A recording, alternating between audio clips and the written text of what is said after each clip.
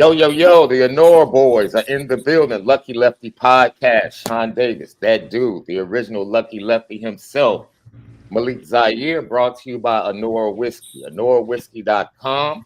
That premium American whiskey, HonoraWhiskey.com. And if you drink, by all means, make sure you do so responsibly. You got to do it responsibly. Of course, we are presented by CFB Nation. Huh. Courtesy of Twisted Tea. Yeah. Get you some of that. Hey, Get you some of that. Audio edibles each and every day. Apple Podcasts, Spotify. It's the Lucky Lefty podcast. You already know. What do lefties do? We spin it different. We just spin it different. So, yesterday, everything went bonkers because Plies posted a video of Marcus Freeman speaking to his squad. And Plies, pretty much, to paraphrase what he was saying, is like, yo, as a culture, we need to be pushing our young men to play for a coach like this, especially with a coach in a high-power position. We need to support him, and we need to push our young men to play for young coaches like this. And then our special guest today, that's right, retweets that and says what he had to say. And we felt like we needed to bring him on and have him on so he can give clarity. Sometimes, you can tweet something out, it's not nuanced, and, people get upset, and the Notre Dame fans and the fan base and some Notre Dame players definitely responded. So our special guest this morning, right before Notre Dame takes on Clemson in about 40 minutes, is none other than, quarterback takeover, you call him a quarterback developer, whisperer, the guru. Guru, all of that, man. Very respected. Very respected. So don't think this was somebody just tweeting just recklessly and didn't have any credentials. Very respected in the game, in the world of football. He is currently in Germany in connection with the NFL and other camps with Nike and, putting on camps over there. The Chiefs and the Dolphins play on Sunday. Mm-hmm. I got the Chiefs in that one, bro. I think Tyreek goes crazy, but I think the Chiefs find a way to pull it out left. None other than Quincy Avery from Quarterback Takeover. Quincy, thank you for joining us on the Lucky Lefty podcast, my brother. What's up, family? How y'all living? Good. Hey, man. We're not living as good as you, man. What's Germany like? What's been your experience outside of the camps and work? Germany's super cool. I come here pretty often. I like to travel a lot, so this is about my third time out here. Good vibe, good people, a bunch of stuff to do. Parties is crazy. So all in all, I'll be having a great time. I don't love the food, but I love everything else. That's what I have to see. We are very culinary on this podcast, bro. So the food is questionable. I've never had like real food out here that I enjoy. Okay. You had food to eat, but he did. Precisely. You eat to live out here. You ain't living to eat. I'll tell you that. Yeah, that's tough. That's tough sledding. I've been to France, Italy, and Spain. Mm-hmm. And France I did in high school, like, foreign exchange. I actually would go, as far as food, I would go Spain, Italy, France, if I had to rank them. No, it just, it depends on what area. Like I had some of the best Italian food ever. Lake Como in Italy, right? Yeah. That was some of the best food I ever had was in Lake Como. That was a few years ago, but you know what I'm saying? Had? It was legit like that? Ever had. Because it's from scratch. It's authentic. I understand what you're saying. Yeah. I swear I eat out a lot at some nice restaurants. And this is like a little hole in the wall. Best food I ever had in my life. Hole in the wall too. Wow. So let's get to it, man. Give clarity to everyone what you were saying when you retweeted Plies the video that he put out, his comments, and how you feel about that. What's crazy is when I said it, I really didn't think it was a big deal at all. Mm-hmm. I was literally saying like, hey, we want all these people to be fans. Like black people should be supporting Notre Dame. And I'm like, yo, Marcus is a really good coach. And these are things I said, like, yo, I think he's a really good coach. Young black dude. I think, I wish him the best. But no black kids from the inner city are gonna have fun. Or I said be anything but miserable in South Bend. There is not many people and if you look at who has actually went to Notre Dame through the past years, you can look since 2019. They haven't had more than one black kid from the inner city. And that year in 2019, two of the black kids, Kyle Hamilton and another kid from Atlanta, were both kids who ended up going to like primarily white high schools growing up and were already very familiar with that culture. It's just not something that I think people used to look at Notre Dame a certain way, and that's not how they look at it anymore. It used to be this prominent school. This is a school you went to if you want to be on TV every week. Way back in the day, like those are opportunities you couldn't get everywhere. That's not what it is now. Like Notre Dame has to recruit in a different way than I think, and I don't think it's something that pretty much black kids who I'm familiar with. Right, I work with more black quarterbacks than anybody in the world, and it's not something that people are like, damn, I really want to go to Notre Dame. Or they don't think about Notre Dame in that way. So I just was saying that. That's not something culturally that black people, a Catholic school in South Bend, that's not some people are like, black folks are like, oh my God, let's get behind that. It just is what it is. I didn't even understand why it was an issue. Like y'all can look at 24/7 and look at who ends up going to school there.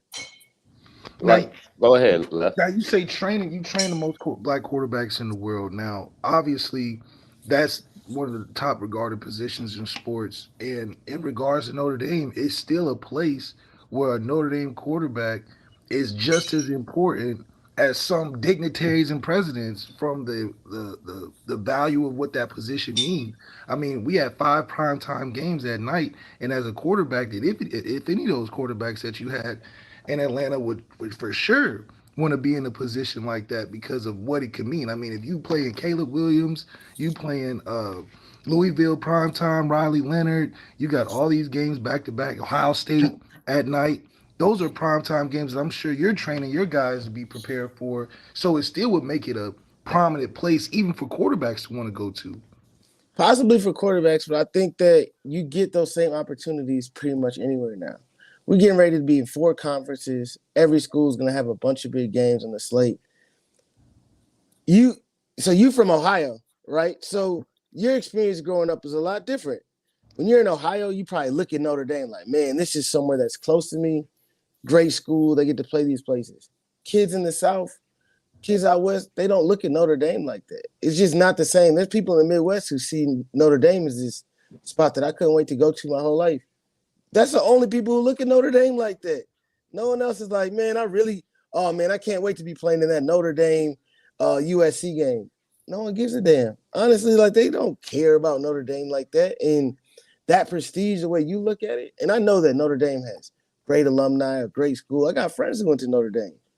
But it doesn't mean that as a young person who's trying to play football, the only thing that the best football players in the world are thinking about when they're in high school is how do I make it to the NFL? And Notre Dame, honestly, hasn't been great at putting quarterbacks in the league for quite some time. They just haven't been. Not that they can't, and not that I don't think Marcus Freeman is going to do a good job of doing that or changing that culture. But we definitely haven't seen many guys who look like us go to Notre Dame and be super successful and do the things that they want to do with their career. So it's hard for me to say like Notre Dame is a school that's going to get a bunch of support from a lot of black people who aren't in that region. And it's funny because most of the people who were contesting me were a bunch of white people trying to tell me how black people feel. Look, hey, we responded to your tweet yesterday. Yeah. And I'm from Chicago. Just to let you, I'm from like 70 miles from South Bend. And I tried to explain the nuance. I said, people, you have to understand. I said, we have to give him an opportunity to really clear up what he's trying to say. I said, because just like you said, if you speak what he's saying, might actually speak for a certain section of our culture. Like we're not monolithic as a people. And like you said, people in the Midwest grew up with a different point of view. I'm a kid, literally happened circumstance, kind of stumbled into being a Notre Dame fan. My grandfather had his own business. One of his clients was a Notre Dame alum. He just happened to give him tickets to a game. I was 4 years old, dude. That was my first college football game. From that point forward, I was a Notre Dame fan. It just happened circumstance through something and dealings with my grandfather, right? So now I'm a Notre Dame fan, lifer. Growing up, bro, I was surrounded by Miami starter jackets in Chicago. Like Miami was the squad in the culture in Chicago. Yeah. In the inner city. It wasn't Notre Dame. But outside of that, in Chicago, Notre Dame had they dominated Chicago and the Midwest. So I understood where you were coming from. I also said, look, if you just want to have a real conversation about the quarterback position in Notre Dame, oh man, he might be hitting on something.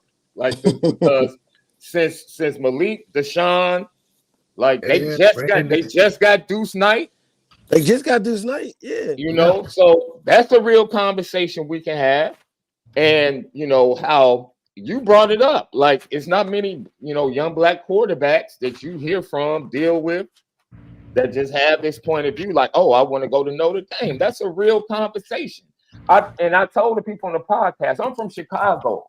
I grew up as a young man and it's still told to young people today in Chicago, hey man, be careful when you drive through Indiana. If you're going to Indiana, be careful. Right? That's the home of the Klan. Like This is what you hear growing up in the culture in Chicago. And when you try to tell people this is what it is, and these are some of the obstacles you have to get over, like the school. I'm not saying South Bend is like that. Like Illinois is Chicago, and if you go to Southern Illinois, it's totally different. Indiana's the same way. Northwest Indiana, which is really becoming an extension of Chicago now, it's totally different than if you go to the southern parts of Indiana. And a lot of people don't know that. Like you can just generalize Illinois, you can generalize Indiana. If you really don't know, then yeah, you can come away with some generalizations. So look, I'm glad you kind of explained it especially from a regional standpoint. And I'm sure you've had plenty of conversations with your friends that went to Notre Dame. And I'm sure they've expressed some concerns, right? I think Sean Crawford responded to what you said and said, not miserable, but he did agree, uncomfortable.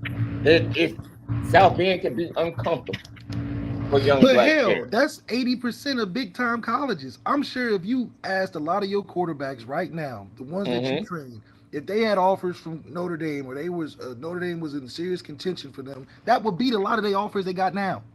MJ Morris wouldn't go to no NC State over no Notre Dame. You telling me he would do that? If Notre Dame, right? Let's just say MJ Morris entered the transfer portal right now. Right now. Okay. Let's say Notre Dame and Maryland offered MJ a scholarship because y'all need a quarterback. Y'all gonna need a quarterback, whatever. Let's say y'all both offered him a scholarship. You think he would choose Notre Dame over Maryland? Absolutely. Well, Marcus Freeman. I would bet every dollar that I had that's a no. And it's not. There's nothing the matter with Marcus Freeman. Like, I support Marcus Freeman. I want a young black coach to be successful.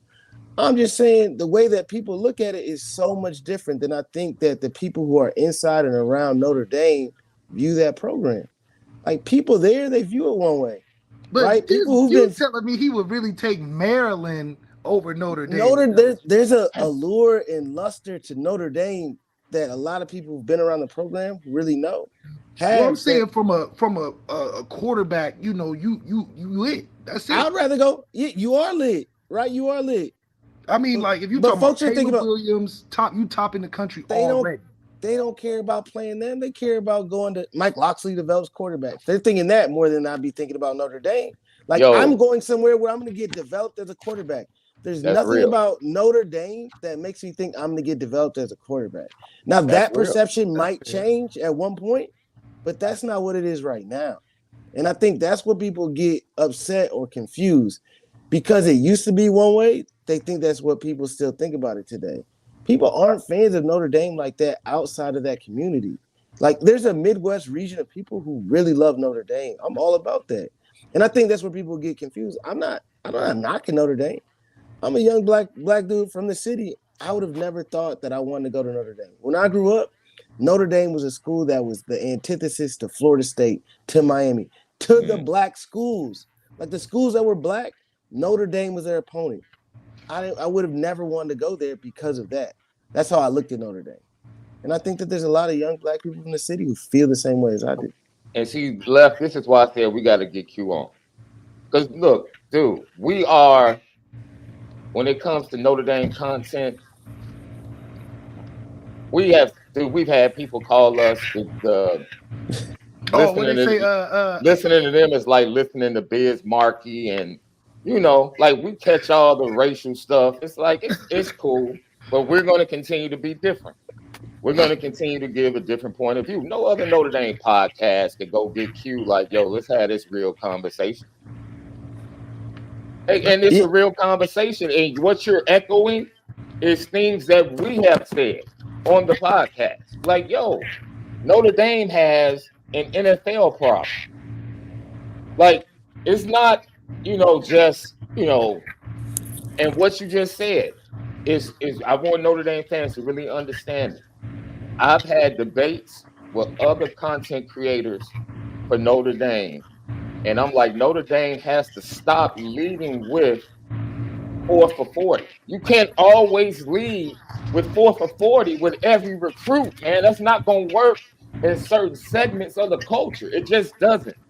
Like, you have to have something else. So, I would choose Mike Locksley over Jared Parker or Gino Guidugli to this point. Now, Gino Guidugli in his first year quarterback coach has an opportunity to develop a Kenny Minchey, to develop a CJ Carr, to develop a Deuce Knight. In 3 to 5 years, you might change your mind about the quarterback development. Exactly. So you're saying it has nothing to do more so with the school, more so of the development at the school? Because I mean, that's from the quarterback position. That's from the quarterback position. Well, even everything else, I'm just talking about just the school. Like, my perception, everybody's perception of Notre Dame is not, man, I get to go there, have a great education. I'll be set for life after I get done going to school in Notre Dame. Right. Folks is trying to go to the NFL. Right. Man, how do I get paid? And they don't care where that is that gets them to the NFL. They just trying to go to the best school.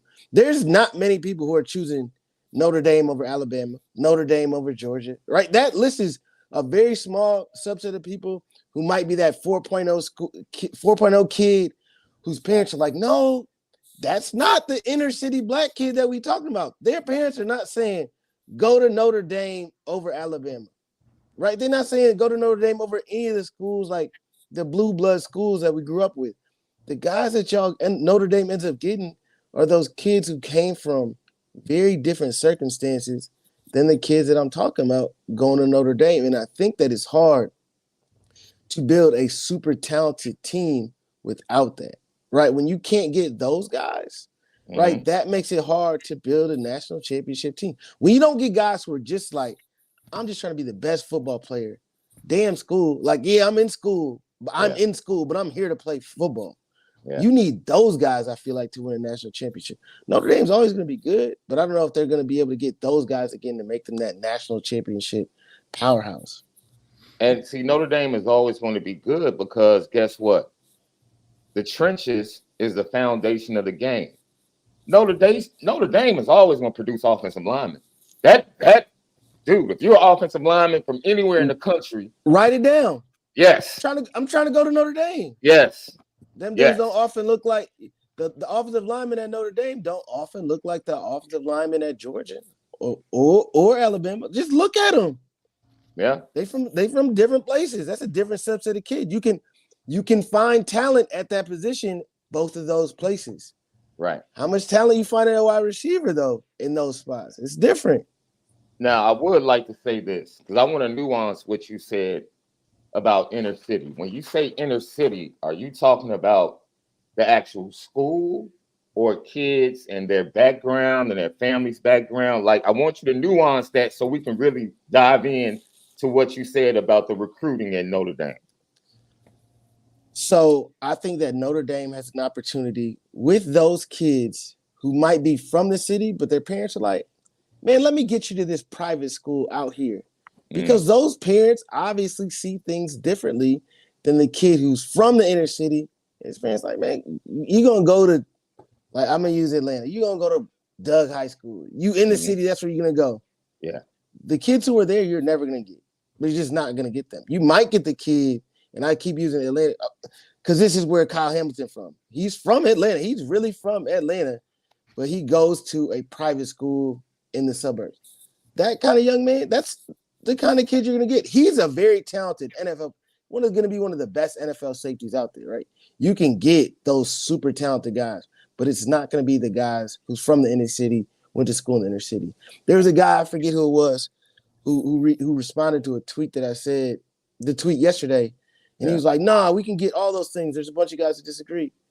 I'm like, bro, you're not that guy. You're from LA, but you went to a private school in the suburbs. Like you went to St. John Bosco. You acting like you was a kid I'm talking about. You not. So your experience is not the experience of the kids that I'm speaking on. Your experience is different. You were a kid whose parents thought enough, like, let me get him out to St. John Bosco, which is good. Like, I'm happy for you. But that's not who I'm talking about. That's not the kid that I think is going to – he's a kid who's going to go to Notre Dame. He has a chance. But there's not a lot of kids who want to go to a Catholic school out there. So I love that. I love that. And, you know, me being who I was, that's why I was like, man, I'm not – I said the generalization of the tweet was dangerous. I said it was dangerous because, like, it was a general statement. I said, but we got to have a conversation because it's nuance. I already knew regional where you were coming from. I said on the show yesterday, if he's talking about strictly the quarterback situation, that's a totally different conversation. Like, because he might have something right there when it comes to Notre Dame. And MALIK, I mean, you talk about that all the time off the show. I'm from Chicago, man. Notre Dame, the most letterman in Notre Dame history out of the city of Chicago. But like you said, Notre Dame has had a foothold in Chicago. The alumni base in Chicago is crazy. But the structure of high school football in Chicago is the elite of the elite play for the Catholic schools. Or like you said, their parents find a way to get them to the suburban programs that are better programs than the public league programs, right? And now the public league in Chicago is really just starting to like be revitalized behind a group of young black coaches that are really formidable. And you don't think that'll change the narrative and perception of no, Notre Dame is putting in the work. This is what I'm saying. Right. They're in on the Chris Burgess kid at Simeon, which is a basketball powerhouse nationally. But their football program is just as good. Malik Elzy, that ultimately ended up at Illinois, if Notre Dame had one more spot for a wide receiver, Malik Elzy would have chosen Notre Dame over Illinois. He liked Notre Dame. So Notre Dame and this staff and Chancey Stuckey and Marcus Freeman, they're putting in the work in the public schools. They're putting in the work in Chicago because right now, Michigan and Ohio State, the flags are flying higher in Chicago right now. It's just a fact. And so Marcus, they're putting in the work. I'm happy to see they didn't get Justin Scott, right? Which is baffling to a lot of people because it's a Catholic school kid. You just automatically assume Catholic school kid from Chicago, oh, he's going to Notre Dame. No, Brian Kelly dropped the ball when it came to Chicago. That's just a fact.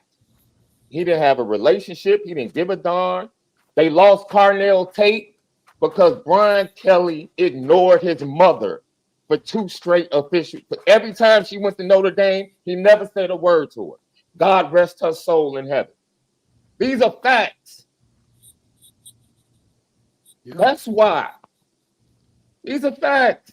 But a lot of that too is, do you think that these same people that wouldn't have any interest, if they got a chance to go visit, take an official, go see it. A lot of this is based off of just what they've heard of Notre Dame, not of what they've actually seen. But So see, yeah, obviously, that if you don't Exactly, grow but up, I agree with you.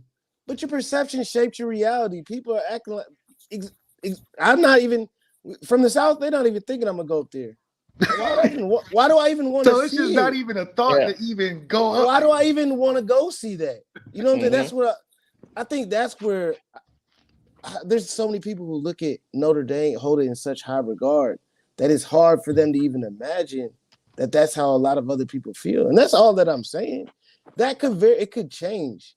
It should change because Notre Dame is a great school. And I really wasn't trying to knock Notre Dame. I'm just telling people how other folks perceive it. And then a lot of white people got mad. And look, it is. Look, like I said, this world is totally different than when I grew up. You know what I'm saying? When I was a kid, like, and I'm happy. You know, my daughter has opportunity to experience a lot of different cultures and just expand her horizon. I told Left, you know, she's like, Daddy, you know, your palate is extremely basic. I'm like, baby, I'm from the south side of Chicago. Like 6 wings, mild sauce, I'm good. You know, maybe a small rib tip with some fries. Like I can do that all day, every day. A piece of puff. I don't need much, right? And you know, that is something that someone in your. This is why I respect your position, Q. Like, you know, the impact. I think you were saying and trying to point out, Plies. That's what's up. I rock with what you're saying. Tell me if I'm wrong. I don't think you were saying Plies, that's some BS. I think you were saying Plies, I rock with what you're saying. But if that's going to be the case, it's some things we need to take care of at the root that haven't been dealt with to change that narrative. It's not just about Marcus Freeman as the guy at Notre Dame, and that should change everything. I understood the nuance and things, especially outside of the alumni base in the Midwest. We're talking about kids from the South, right? Right. Like Marcus Freeman said, "Lo, I'm not believing that. Like, I'm going to get 2 kids from Texas, and I got 2 more kids from Texas coming.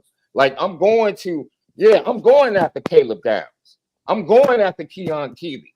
And see, this is what I call laying the groundwork. Okay, you lost Keon Keeley, but what kid that's 2-3 years behind him actually saw Keon Keeley was committed to Notre Dame? Yeah, get Notre And Dame. now Notre Dame is in the fight when they would have never been in the fight. Okay, you lost Justin Scott. But what other kid in Chicago was like, oh, snap. Justin Scott was once about to commit to Notre Dame. They're putting in the work. And Notre Dame fans have to understand certain things have to be uprooted. And if that offends your sensibilities, like at the quarterback position, what we're talking about, if that offends your sensibility of certain things about Notre Dame don't sit well in the quarterback community, especially with young black quarterbacks, that Marcus Freeman has to put in the work to change. Like him, this is why he goes on the pivot and does that podcast, right? This is why what Plies is saying is important, but we just want to nuance the situation and say it's not just about, oh, Marcus Freeman is the guy, let's just send kids there. No, there's some things that have to be changed in order for that to happen, because we want that to happen. It's not like as a culture, we don't want to support. Yeah, we're not Marcus like Freeman. blind to it and like, oh, Right. I don't know what y'all don't see. Like, no. Yeah, I want Marcus Freeman to be successful. I literally said I'm rooting for him. Like, I want him to be successful. As a black coach, just going into, I'm likely going to be rooting for you. I'm rooting for Marcus Freeman. I want him to be successful. And if he's successful, not getting black kids from the inner city, he's still successful, right? I'm not saying that. My whole hope is that he's successful. Everything that I've ever heard about Marcus Freeman is positive. From guys who work with him, guys who coach under, like everybody says nothing but great things about the man. So why would I not be rooting for him? Like I'm rooting for him. You just right not now, rooting for the aspect of South Bend. I'm just not rooting for the aspect of black folks should randomly root for Notre Dame because Marcus Freeman's there, despite everything else about all the things about Notre Dame. Yeah, like there's so much other stuff that goes into rooting for Notre Dame. It's not just hey, they got a black coach now. We all in. Bandwagon. Don't work like that. Well, that's what they did with Deion in Colorado. When did Master P ever go to Colorado outside of Deion? Malik, Stephen A. Smith. You know how I feel about Deion, so do not get me started there. We're not gonna go that route. We're not gonna do that. You know how I feel about that, brother.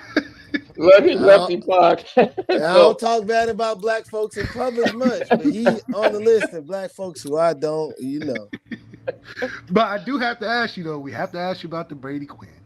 And that interesting back and forth, because I don't even know how you caught his attention or he caught your attention, but that became a thing.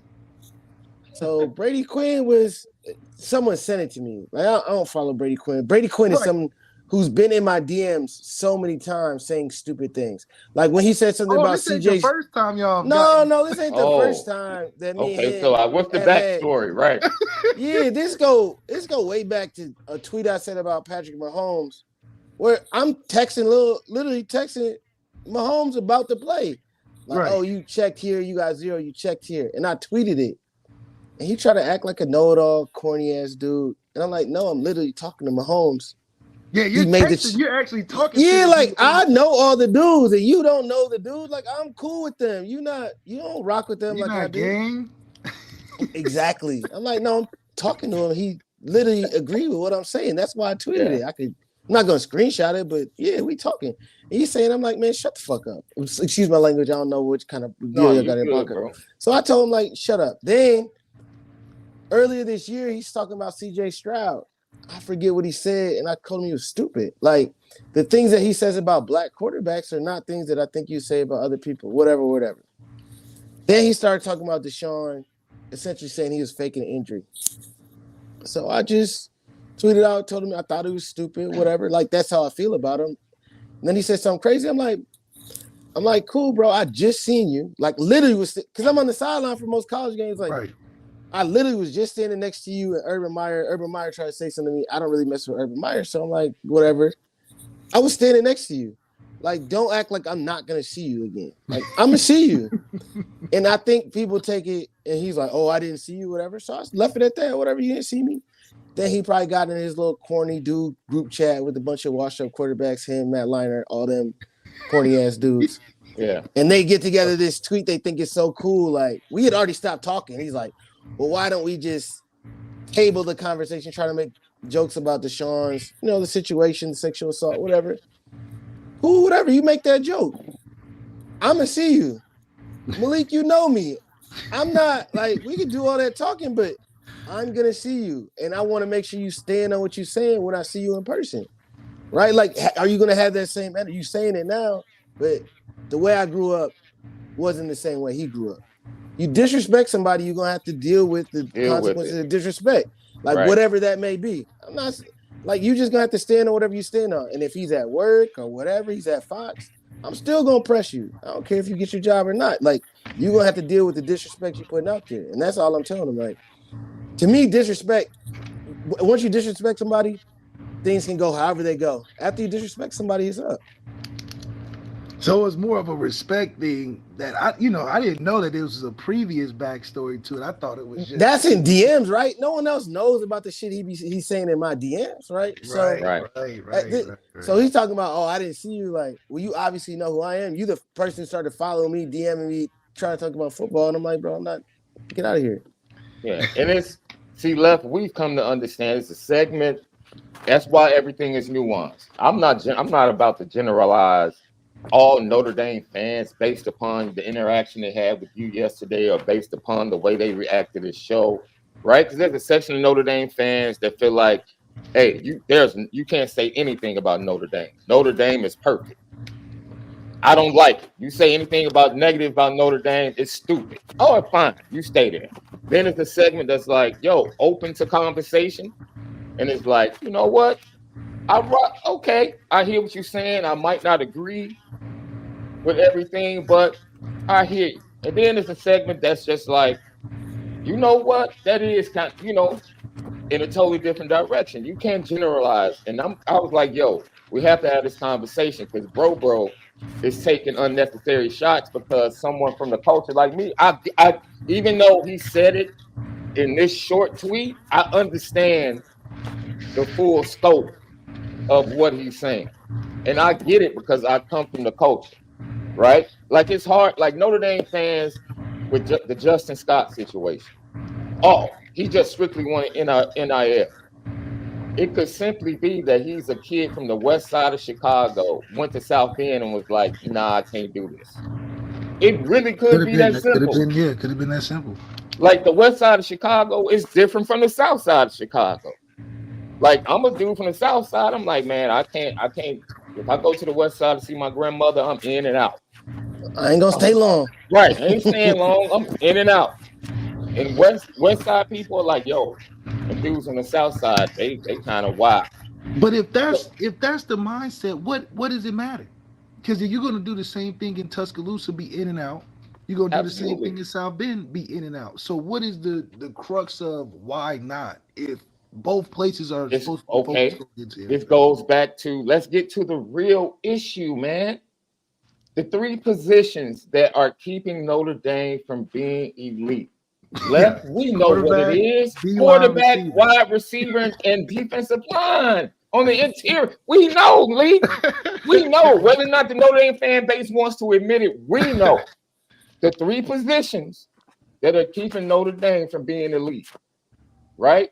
And Notre Dame is like what, 6th or 7th as far as like most players in the NFL? Like Notre Dame puts players in the NFL. But how many are you consistently putting in that first round at these positions? When's the last first round wide receiver? When's the last first round quarterback? When was the last first round defensive tackle? Okay, then. So when a kid like Justin Scott from the West Side considers Notre Dame, even though he's coming from a Catholic school, he's looking at Larry Johnson at Ohio State like, Chase Young, the Bosa brothers. He has 2 kids on the D-line that's projected first round this year. What he did at Penn State with the D-line, like Notre Dame can't compete with that to this point, bro. They can't. Howard Cross is playing out of his mind this year, and he might get a set. Dude, he might kick the door in.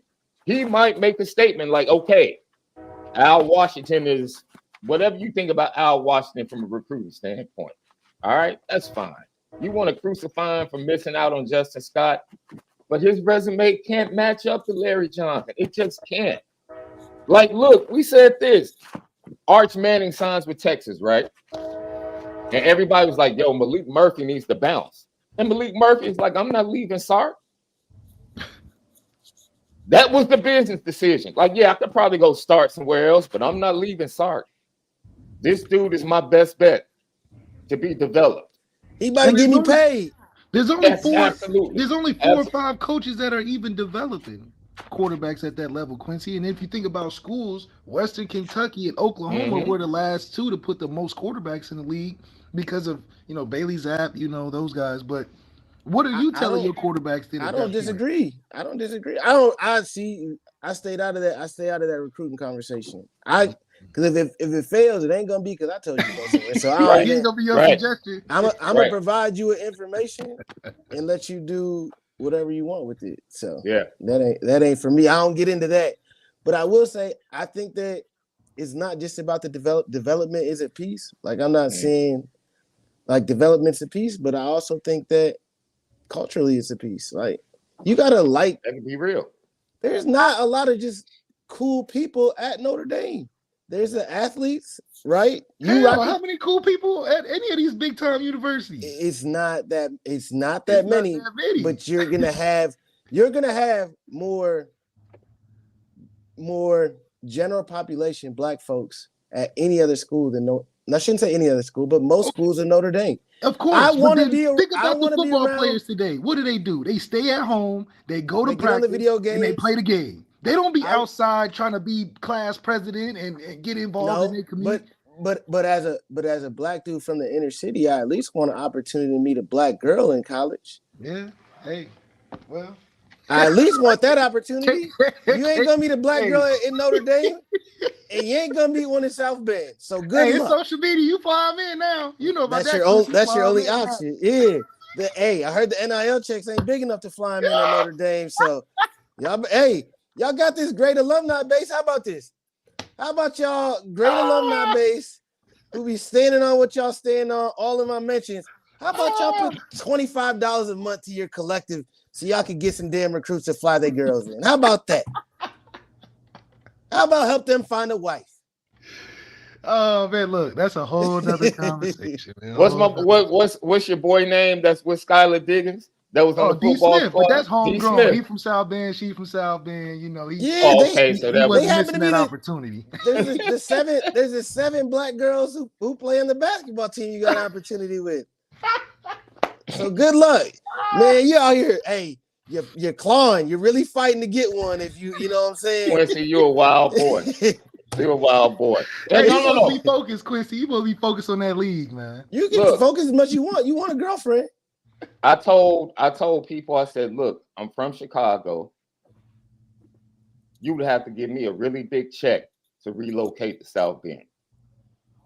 And I said, dude, you can't take that as being offensive.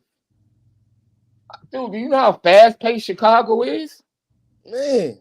You know how, like, engrossed in the culture I am? I can get, like, the West Side culture, the South Side culture. I can go to Bronzeville, Hyde Park, Chatham. Like, yo, but then there's so much I can get in Chicago. In the country. And Georgia Tech should be. I'm just saying, bro, if you cut me a check to come take a job and I have to relocate to South Bend, that check has to be humongous, bro. Because that's a huge adjustment for me, and I know I'm not going to like the adjustment. So when Shaun Crawford tells you that for most inner city players, black players, that it is an adjustment and uncomfortable in South Bend, respect what he's saying. And it is what it is. It's an adjustment even for the guys that commit to Notre Dame. Yeah. It's an adjustment. And because that's being said, be a little bit tougher when it comes to conversations, man. We can have conversations even if you disagree. Like, this person is an idiot. Like, this dude is very well connected, NFL-wise, college-wise, and the next era of college football players. His credentials are what they are.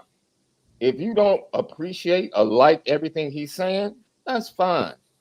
But, dude, we tell you in the Lucky Lefty podcast all the time, man, these are the issues that Notre Dame has to overcome. And it's like, if you don't like it, you don't like hearing it, all you want to hear is Notre Dame is perfect and every kid should go 4 for 40, and that's the only way they can get the best of both worlds. There's plenty of NFL players that have become great businessmen after football or after basketball without attending Notre Dame. Yeah, simple as that. That's it. Terry Cummins is from the west side of Chicago. Do your research on who he became as a businessman after the NBA. Isaiah Thomas is from the west side of Chicago. You know how great of a businessman he is. Yeah. Regardless of what you think about the scandals he's dealt with. And he came from the gutter on the west side of Chicago and did not attend Notre Dame. Okay, he went to Indiana. And the only reason he went to Indiana, true backstory, is because his mama wanted to get him away from the city. Isaiah Thomas was verbally committed to go to DePaul with his best friend, Mark Aguirre. That's where he wanted to go play with Ray Meyer. Chicago was so dangerous, his mother was like, no, I got to get you out of here. You're going down there to Indiana, a real small place, small town, where I can trust that you're going to be okay and get an education. It wasn't because Bobby Knight did such a great job of recruiting. And so this is what we're talking about. When it comes to recruiting players in the inner city, it's more than Notre Dame is 4 for 40. It's nuance, man.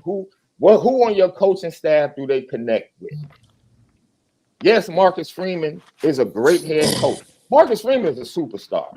I'm telling you, you go watch spring practices and you watch recruits come in with their parents, bro, the way they react to them, and most parents love Notre Dame in recruiting. That's not the problem. Most parents are going to love Notre Dame.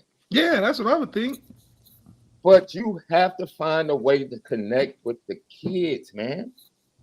And connecting with a kid from the south side of Chicago is totally different than connecting with a kid from Atlanta or connecting with a kid from Florida or Georgia. It's total Alabama. It's different. It's different. And if you're not willing to put in the work, like I said, Notre Dame is putting in the work to get back into Chicago because Michigan and Ohio State have been kicking their butts in Chicago. They just have. Yeah. But Marcus Freeman and the staff, I feel like they're willing to put in the work. Quincy, I'll push back a little bit. 2023 class, Notre Dame got 5 kids from the inner city. Wait, they got hold St. on. Louis. Well, we talked about it. I covered them. I covered Notre Dame recruiting. We can talk about it. Hold on, let me look. Let's talk because we said everything is nuanced, right? Yeah. Wait, is that the group with Jalen Sneed? Is that class? No. This is after. This is I'm bugging. Jeremiah Love, I got it. Christian Gray. Jeremiah Love from St. Louis. That's the one I counted. Okay, Christian give me the Gray. other ones. Christian Gray from St. Louis. He just went to a private school. That's all. He went to Desmet. Yeah, so I had the reason Christian May, I had him, I treated him like the KJ Wallace and my dog. So yeah, he did go to private. That's why I guess that was a nuance in what I was saying. Right. Just like I said. So you had those two. That's it, right? And no, that's not it. Rico Flores is from Folsom, but if you know his background, his family is like from the Bay, like the Bay. I had him in Folsom, so that was why we didn't count him. So I will say one in a possible, like a bad spade hand. Come on, bro. We'll say one in a possible. I need to know why all them Atlanta schools ain't popping. If the same reasons why they wouldn't come to Notre Dame. Because all the Georgia, they all go to Georgia. Because they can't all go to Georgia one school, man. Listen, Georgia's 45 minutes. University of Georgia is 45 minutes from Atlanta. They'll let anybody in. There's no school. You want to know what you can major in? Whatever you want. You don't really got to go to class. You don't have to go. Georgia's right there. You got far. You know what school? Y'all gonna think I'm crazy. If this school gets some money, they're gonna do what UCF did. Then they're gonna go big time. Georgia State. Yeah, Georgia State. Right Georgia State is in the heart of all things cool. You got the AUC. You got 3 historically black colleges within 10 minutes. You can accept whoever you want, and you got to go to class about as much as you got to go to a UGA. All right, so that school is going to be on the rise at one point. They just need when their staff, decides. So do you feel like, and with that being said, do you feel like Georgia Tech kind of suffers from the same thing some of the same things Notre Dame suffers from? Exactly. Yeah, it is not, and I won't say nothing bad about them. It's easier for them because they're literally in the heart of a metropolitan area. They still gonna get more residual Atlanta kids just because. But they not in the class of Notre Dame. Like I wouldn't compare Georgia Tech, but they should be able to get kids. It's the same type of issues that they had. Kids don't look at it the same way. Yeah. Let's be honest. We keep talking about all this, but kids don't care. There's a very small set of kids who really care about education the way people think that they do. That's not why they going to school. They going to school to make it to the NFL. And we can, however you want to slice it, that's what it really is. I don't care about school. I care about going to the league. There's a security, though, to going to a school that has high education. Maybe that's that good old plan B. That's that plan B. Oh. From the trenches, I'm not trying to hear that plan B. My plan B is to make plan A work. And that's what I would want to do. Hey, man, we're going to get ready to lock up this conversation, but we appreciate Quincy Avery for joining us right here. on the Lucky Lefty podcast. I knew this was nuanced, and I saw the interactions, and I'm like, man, fans are being emotional. Like, let's just I don't really, mind them, folks. I don't mind them. And I'm glad for you giving us the backstory with the Brady Quinn situation. So now we understand that as well. But just to put a nice little bow on this, my brother, because I was always taught, man, if I see somebody that says something I might disagree with, or I feel like it's a generalization, like, I'm not about to shoot at that dude, especially not in front of everybody else. Like, we can go back in this back room, and if we're going to scrap, and then we come out, it's good. So that's why I stayed away from the fray and was like, man, no. I need to give him an opportunity to give clarity, because I think I understand, where he's coming from. I might not agree with it. I did feel like it was dangerous, because it came across as a generalization, because you only had so many characters. And I think people can grab that and start throwing like racism into it. And it's like, dude, this is new. This has zero to do with racism, man. This is like understanding culture, understanding the point of view that where he's coming from. If you disagree, fine. If you agree, that's fine as well. But let's just get to the truth of what's really being said, and then have an honest conversation as it connects to Notre Dame. Once again, Quincy, Avery, Left, you got anything else to say to Q, man, before we get out of here? Because they're about to kick off down in Clemson. Yeah, look, you traveling anywhere after this? Yeah, every week I got to go somewhere, so we hitting the road. I'm always on the move. I'll be somewhere next. I'm be in Germany through the week because I got to stay for the next game. But then after that, back seeing my NFL guys. So let me say this, because I just saw something somebody posted. Stop saying that he's giving bad advice. He just told you that he stays away from young men making recruiting decisions.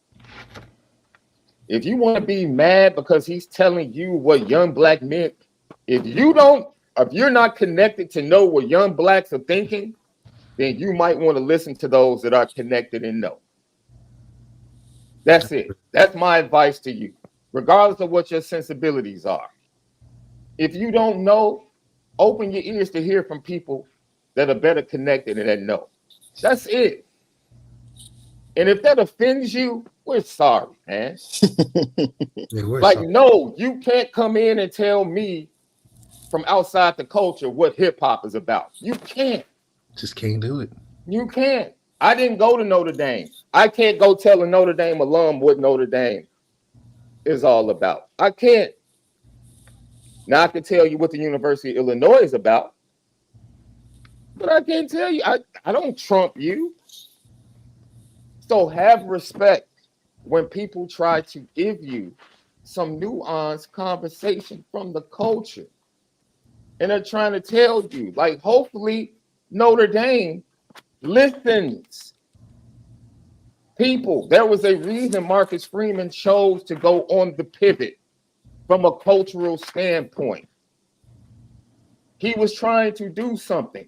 He was trying to plant seeds in the culture. Deuce Knight is a game breaker possibly for Notre Dame in the culture. With young black quarterbacks moving forward, Kenny Minchie can be a game breaker. You like Kenny Minchie, by the way? I like him. I liked him at Elite 11. Yeah. I was a fan of him. Yeah, I think he actually could be talented. Yeah. I don't know what he's been doing in spring ball and this and that, but I want to see him in the field. The reports are that he's been killing. He's been doing work against the starters with the scout team. Yeah, no, I'm a big fan of him. Actually, he was killing at Elite 11. He was killing. It was like he kind of came out of nowhere and was balling. Man, who is this dude? Yeah, right. No, he could be. To me, he could be really talented, and I hope he's a guy that changes the perception of the way a lot of dudes are looking at Notre Dame in the quarterback position. Dude, we all hope. We all hope, right? Because and I don't like what they're doing to your boy Malik Willis, man. They keep hyping this Will Levis, man. You saw that Pittsburgh game. I'm like, how much can you talk about the man? He ain't doing all of that. He played good. He keeping him in the games. He won the game. He lost that game, man. What do we? He won the first one.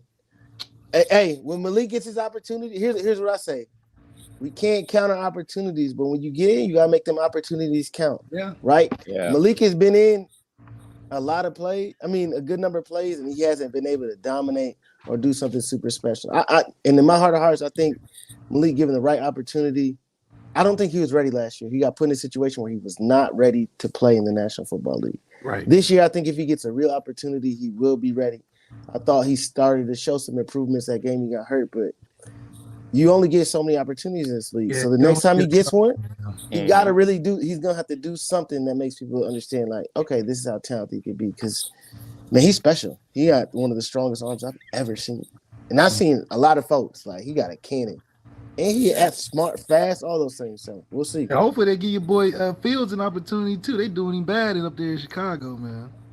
Fields will be all right. I got Fields will be all right. Fields will be all right. I got faith. He's going to be fine. So, man, our boy Quincy Avery, man, at least he gave us one of the possible, man. Yeah. I'm like, oh, man, you know, I had 2 more kids, like Michael Bell was from Houston. I'm like, once he started playing spades with the recruiting class, I'm like, all right. That's right. Hey, bro, we appreciate love you, y'all. Hey, Yeah, keep doing your thing, bro. Yeah, keep doing your thing. Hope the Notre Dame fans understand I wasn't hating on Notre Dame. It's just we got a disagreement on what, I think what kids I know from the inner city want to do. But y'all be blessed, man. I'm gonna see y'all. We'll stay tapped in. Absolutely. Yes, once again, Quincy Avery right here, Lucky Lefty Podcast. All right, Notre Dame fans, go enjoy Notre Dame Clemson just kicking off.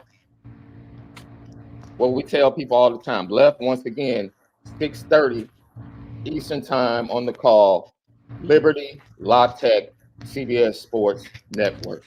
No doubt. We appreciate you guys for tapping into this conversation, a conversation with Quincy Avery about Notre Dame. We spin it different.